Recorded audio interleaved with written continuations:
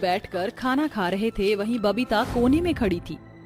अरे वाह बबीता दीदी, क्या स्वादिष्ट सब्जी बनाई है आपने। हाँ वाकई बिटिया, बड़ी ही लाजवाब लौकी की सब्जी बनाई है तूने। खाते ही घी की तरह मुंह में घुली जा रही है। बबीता ने उस रोज वाकई में इतनी अच्छी सब्जी बनाई थी कि छोटू ने पूरी 6 रोटियां खाई और उसके पिता दिनेश ने भी पेट भर कर खाना खाया। आखिर में नतीजा ये निकला कि बबीता के लिए कुछ भी नहीं बचा। आखिर में उस गरीब बेटी को पानी से ही पेट भरना पड़ा। ये कहानी है चंदनपुर गांव में रहने वाली गरीब बबीता के घर की, जहां एक टूटे फूटे घर में दादी हीरामणि, भाई छोटू, बीमार माँ ममता और अपाहिज दिनेश रहता था।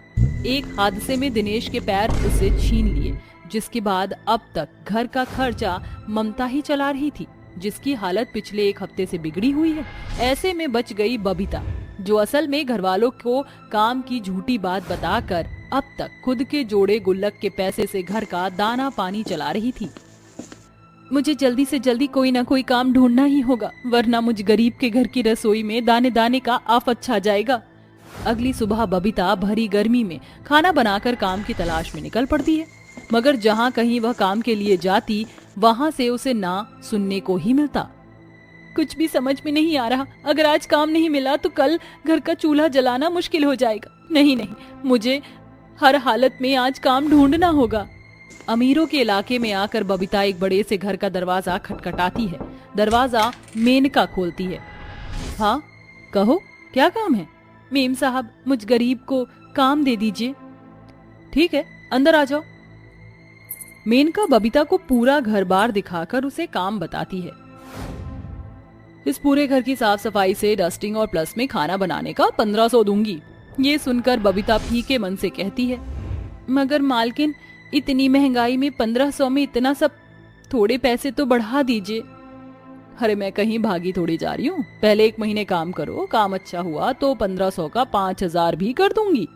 लालच में आकर बबीता उतने कम पैसों में सफाई, बर्तन और खाना बनाना सब किया करती। जब बबीता रसोई में कदम रखती है तो वह सब कुछ भरपूरी से भरा देखकर कहती है, एक अमीर और गरीब की रसोई में कितना फर्क फासला है। ना एक गरीब सारी जिंदगी हड्डियां गलाकर जो कमाता है, उसे घर का चूल्हा जलने में गंवा देता है। अरे ओ महारानी साहिबा, अकेले में क्या बड़बड़ा रही है? चल मेरे लिए फटाफट से चाय बना दे और साथ में समोसे तल देना। जी मालकिन। इसी तरह दिन ढलते गए, जिसके साथ खूब गर्मी पड़ने लगी। ऐसे में उस गरीब बेटी की जिंदगी अमीर और गरीब की रसोई में बट कर रह गई। वह हर दिन रसोई की गर्मी और भभके में खाना बनाती। इसी तरह 1 महीना बीत गया। मेम साहब, आज मुझे 1 महीना पूरा हो गया, मुझे पैसे दे दीजिए। कैसे पैसे? ये 1 महीने तो डेमो था और मुझे तुम्हारा काम खास पसंद नहीं आया। मेम साहब, एक गरीब के हक के पैसे मार कर आपको क्या हासिल होगा? मैं बस मेरे मेहनत के पैसे मांग रही हूँ। ठीक है, ये लो 50 रुपए रखो, अब निकलो चलो। बबीता ये 50 रुपए लेकर चली जाती है। तभी सड़क किनारे उसे एक रोती हुई बच्ची दिखाई पड़ती है। लगता है ये बच्ची भूख से रो रही है। बबीता उस 50 रुपए से खाना खरीद कर अपने हाथों से उस बच्ची को खाना खिलाती है, जिसके साथ वह एक जादुई परी बन जाती है। अरे तुम तो एक प्यारी परी हो, फिर तुम अपनी सुंदर दुनिया छोड़कर यहाँ क्यों आई हो? मैं परी लोक की रानी परी हूँ, समझ लो मैं तुम्हारे लिए यहाँ आई हूँ। कहो, मैं तुम्हारी क्या मदद कर सकती हूँ? प्यारी परी, मुझ गरीब की रसोई में बिल्कुल भी राशन नहीं, ना कोई काम है, मेरी मदद करो। ये लो, ये परी लोक का पुष्प रस है, इसे अपनी रसोई में छिड़क देना, फिर तुम्हारी रसोई जिन्नी की जादुई रसोई बन जाएगी। बबीता घर आकर उस रस को रसोई के चारों तरफ छिड़क देती है। तभी पूरी रसोई एक रोशनी से भर जाती है और रसोई के बर्तन, चमचे बोल उठते हैं। यहाँ तक कि मिट्टी के चूल्हे में भी जान पड़ जाती है। मैं हूँ जादुई चूल्हा, मुझ पर जो मन चाहे बना लो और खा लो।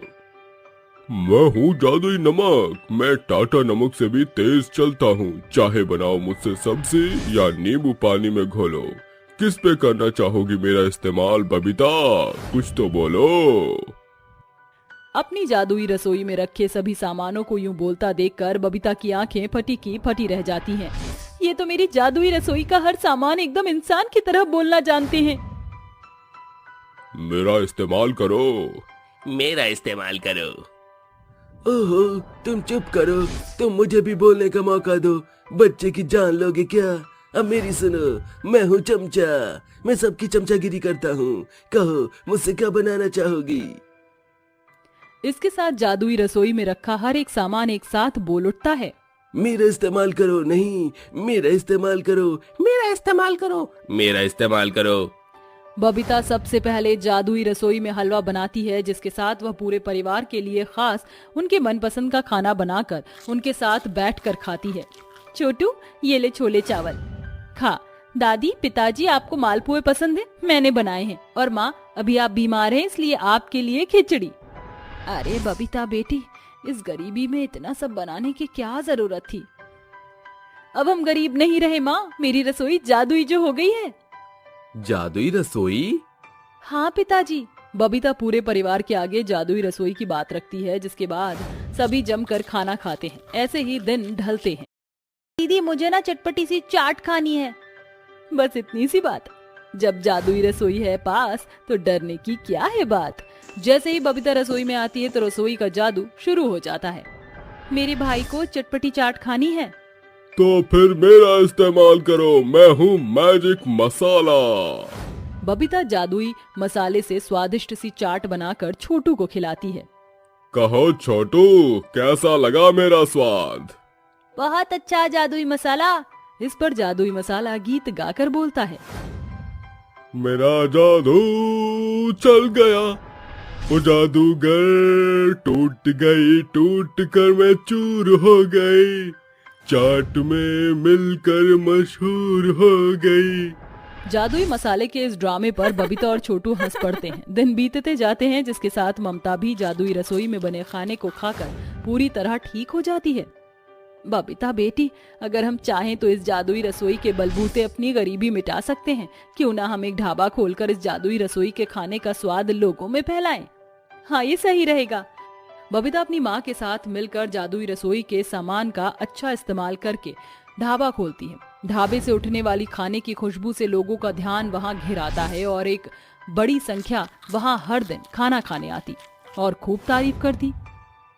अरे वाह भैया, इतना स्वादिष्ट खाना तो आज से पहले मैंने कभी नहीं खाया। भाई, ऐसा लग रहा है जैसे जादुई रसोई से बनकर आया है।